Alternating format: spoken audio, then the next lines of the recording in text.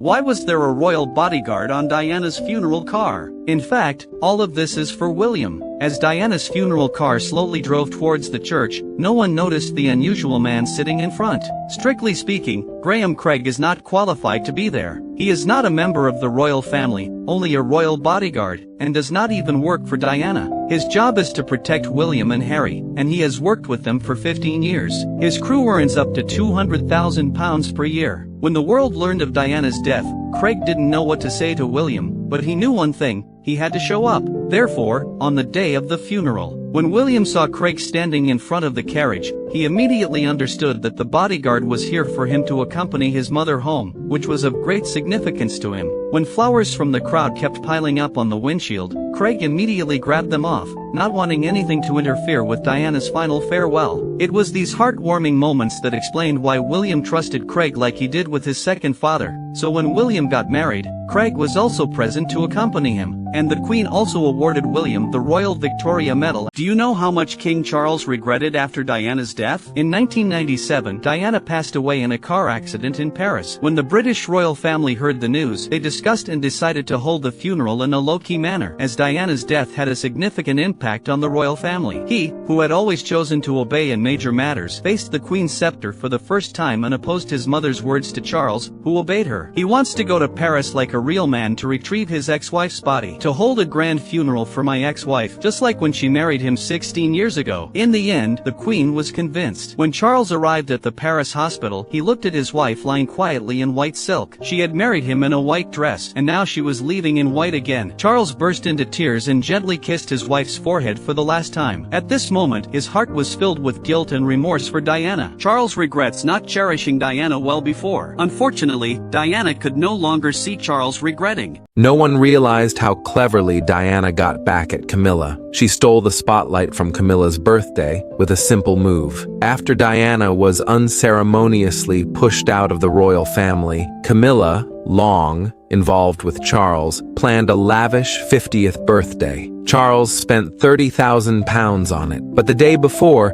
Diana made a bold choice. Wearing a new leopard print swimsuit, she took William and Harry on a beach trip. This instantly caught the media's eye. All the news was about Diana, not Camilla's birthday. Camilla was left angry and jealous as her moment was taken. This was just the start of Diana's payback. Even after divorcing Charles, she kept her title as Princess of Wales. While Camilla might have seen it as just pride, Diana's move was strategic. By keeping the title, she secured William's place in the line of succession. When Camilla finally married into the royal family as a consort, she was always overshadowed by Diana's legacy. Queen Elizabeth reserved 6 privileges for Diana after her divorce from Charles, which still makes Camilla uncomfortable. Number 1. Title. After her divorce in 1996, Diana retained her title as Princess of Wales, only losing the word His Highness. This means that she will always be the princess of the British people. Later, Camilla married Charles, and she only got the title of Duchess of Cornwall, even lower than Catherine of Princess of Wales. Number 2. Private aircraft access. Diana can use the royal family's private plane at any time, which allows her to carry out charitable work worldwide. Number 3. Royal chef service. Although Diana has left the royal family, she remains the beloved princess of the people and a global idol, so the Queen hopes she will continue to be synonymous with the royal family. Therefore, her safety is particularly important, and Diana's meals continue to be prepared by palace chefs. Number 4. Jewelry. Diana returned the Cambridge Sweetheart tiara, but kept all her wedding gifts, including her iconic sapphire engagement ring. These things later became symbols of her lasting legacy. Prince William will retrieve everything that belongs to his mother Diana on her behalf. After Diana and Charles divorced, Diana was asked to leave the royal family. Seeing his mother's sad expression, William solemnly promised her that when he grew up, he would definitely take back everything that should have belonged to her. Afterwards, Prince William silently accumulated strength and worked hard to become an outstanding crown prince. He has always dreamed of the moment when he reaches the summit and helps his mother regain all her glory. Unfortunately, Diana did not wait for her son to help help her cheer up. An unexpected car accident took her away. However, that unfulfilled promise. For many years, it has been a knot in Prince William's heart, but he still didn't slack off. He believed that his mother Diana was watching him from heaven, so he worked even harder and became the pride of the British royal family. Now that Charles has fallen ill, he seems powerless and believes that William's era will soon come. He said that at that time, he would retrieve all the items and glory that should have belonged to his mother Diana, and more importantly, hold accountable those who had harmed Diana. William is already able to hold up a piece of the British royal family, and the day of fulfilling his promise to his mother is getting closer and closer. Charles cried bitterly when he divorced Princess Diana. In 1996, Charles and Princess Diana sat together for the last time as husband and wife, facing a divorce agreement. They carefully reviewed all the terms of the agreement, picked up their pens, and began signing. After signing the document, Princess Diana seemed to have been drained of all her strength and collapsed on the sofa behind her, while Charles also had lifeless eyes and scattered thoughts. Years later, journalist Ingrid Seward recalled the details of Diana's divorce. Diana herself said to her, "Charles and I sat on the sofa together, and we both cried." The photo of the couple crying during their divorce has not been circulated, but people believe that it happened in reality and was just kept secret by the royal family. The dignity of the British royal family itself needs to be maintained by every member of the royal family, and sometimes a simple expression can trigger an avalanche. Perhaps the tears shed by Diana and Charles during their divorce were a good thing, allowing them to let go of their past bad memories and truly rediscover themselves. Their marriage has gone through too many intense wars, so divorce is actually a good choice. A photo proves how much Charles loves Diana. In 1986, Diana and Charles visited the filming location of the movie 007 together. That day, Charles was in a good mood, and Diana was also very happy. Charles is very interested in a glass bottle at the filming location. That glass bottle is made of sugar, and Charles is very curious about it. When Diana saw Charles so curious about this glass bottle, so Diana picked up the glass bottle very mischievously and walked behind Charles. A mischievous glass bottle made of sugar hit Charles on the back of the head. The ending is obvious. The glass bottle made of sugar shattered. And what about Charles? He not only didn't get angry, but Diana hit him on the back of the head with a glass bottle. But they laughed together with Diana. This photo seems to have been frozen. Although the glass bottle was made of sugar, the crumbs scattered all over Charles's body, making it very difficult to tidy up. However, Charles was not angry and was very happy. This can definitely be considered one of the few sweet moments in Diana and Charles's 15-year marriage. Do you know that Queen Elizabeth did 3 things to avenge Diana after her death? After Diana's funeral, Camilla thought she was the winner, but she had become the target of the Queen's revenge. After all, Camilla ruined Diana's marriage and now shamelessly wants to replace her, which makes Elizabeth deeply disgusted. Firstly, the Queen rejected the marriage request of Charles and Camilla. At that time, Diana's 2 children were still underage. If Camilla becomes their stepmother, William and Harry will face risks. Therefore, Queen Elizabeth postponed Charles's marriage until 8 years after Diana's death, and she ultimately agreed. Secondly, the Queen made Camilla the laughingstock at the wedding. At that time, Camilla wore a white dress to Diana's wedding, maliciously provoking the bride. Now Camilla is remarried, and Queen Elizabeth intentionally attends the ceremony wearing a white dress. Since no one can be more dazzling than the Queen's dress, Camilla had no choice but to wear a grey gown instead of a wedding dress. Thirdly, Queen Elizabeth did not leave any money for Camilla. In the Queen's heart, she has never truly accepted Camilla. Therefore, before her death, Elizabeth left almost all of her inheritance to Diana's daughter-in-law Catherine and granddaughter Charlotte.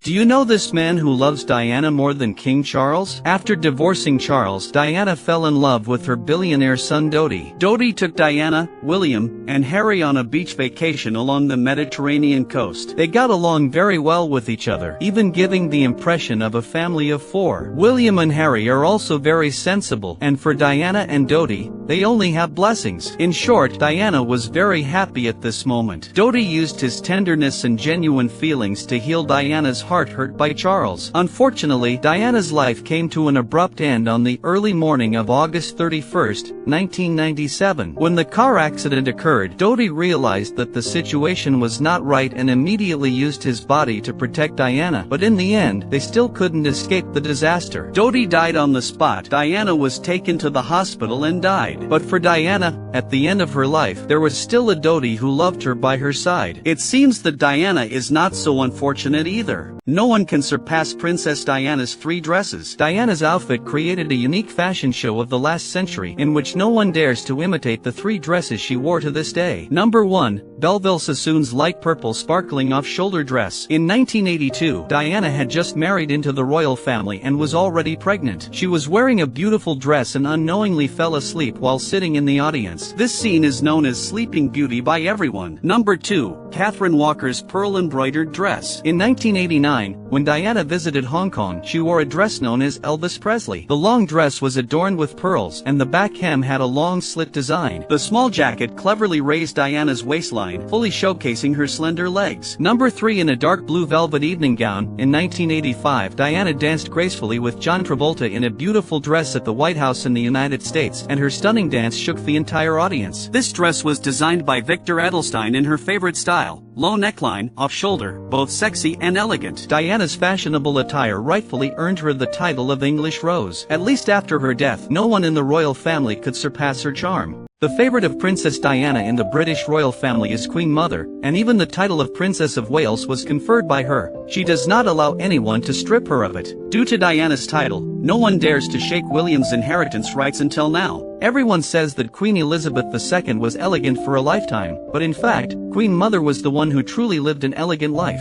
She was the queen of a noble empire. During World War II, she stood firmly behind her husband and never backed down. After Princess Diana's unexpected death, she was no longer a member of the royal family and there was no need to hold a royal funeral. Due to public protests, Queen Mother voluntarily gave up the funeral plan that the British royal family had prepared for her in advance, allowing Diana to enjoy Queen's funeral standards. Moreover, the 96-year-old Queen Mother insisted on attending Diana's funeral and sent her on her last journey, but the price of living long was to send away many relatives. After the death of her youngest daughter Princess Margaret, Queen Mother couldn't hold on anymore and ultimately passed away in 2002. Unexpectedly, 1 year after her death, Camilla married into the royal family. Why doesn't Princess Anne like Princess Diana? From the beginning, Anne was repulsed by Diana's unorthodox attitude towards monarchy. For example, Diana is more relaxed in public appearances, unlike Anne's formal way. Anne did not conceal her feelings,